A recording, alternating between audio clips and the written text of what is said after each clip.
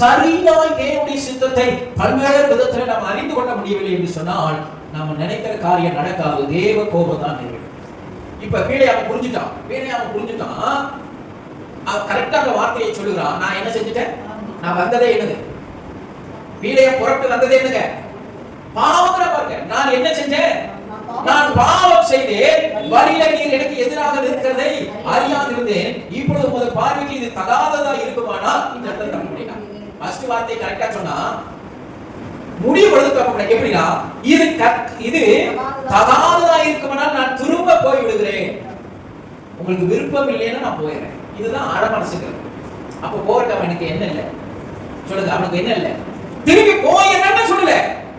திரும்பி போயிடாண்டவரே நான் அந்த காரியம் செய்ய மாட்டேன்னு சொல்லல. உமக்கு அப்ப இவனுக்கு என்ன? தேவன் எதை சொல்றாரோ அதை நம்ம ஏற்றுக்கொள்ளணுங்க. என் விருப்பம் இல்லைங்க, இது அவர் விருப்பம். ஆணுடைய விருப்பம் நம்முடைய விருப்பமா மாறணும். எத்தனை பேருக்கு புரியுது? தேவ விருப்பம் நம்முடைய விருப்பமா மாறினா தான் பிளஸிங் உண்டாகும். பீலையாம் சொல்லுகிற அந்த வார்த்தை நீங்க கவனிச்சு கேட்கணும். எப்படி சொல்கிறான்? இது உமது பார்வைக்கு. அல்லேலூயா. சத்தமா சொல்லுங்க. யார் பார்வைக்கு? நீ ஒரு ஊழியக்காரன். நான் சொல்லுறேன், உன் வாயிலிருந்து எல்லா மனுஷரை போல நீ சொல்ற வார்த்தை சபிச்சா சாபம் வருது, ஆசீர்வதிச்சா ஆசீர்வாதம் வருது. இது யார் கொடுத்த கிருபை? எல்லாருமே சபிச்சா சாபம் வந்துருமா? எல்லாருமே ஆசீர்வதித்தா ஆசீர்வாதம் வந்துருமா? தேவன் கொடுத்த கிருபை. தேவனுக்கும் பீலையாமுக்கும் உள்ள ஒரு ஐக்கியம், ஒரு தொடர்பு. கர்த்தர் கொடுத்த ஒரு கிருபை வரம். அதை எடுத்துட்டாங்க என்ன நடக்கும்? தாவீதினிடத்தில் ஒரு மனிதன் இருந்தான். அவன் பேர் அகித்தோப்பேல். அவன் தாவீதுக்கு சொல்லுகிற ஆலோசனை எல்லாம் கர்த்தருடைய ஆலோசனையை போல இருக்குமா, தேவனுடைய ஆலோசனையை போல இருக்குமா. தாவீதுக்கு நிறைய காரியத்திலே வெற்றி கிடைத்தது அகித்தோப்பேலின் ஆலோசனைகள்.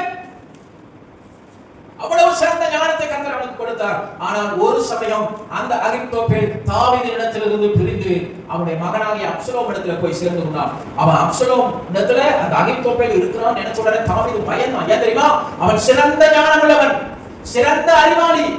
ஆனா அவன் அதை பார்த்து நடுங்கி ஆண்டவரே அவனுடைய ஆலோசனைகளை அபத்தமாக்கும், அவன் வாயிலிருந்து வருகிற வார்த்தைகளை பொய்யாக்கி போடுங்கன்னு சொன்னான்.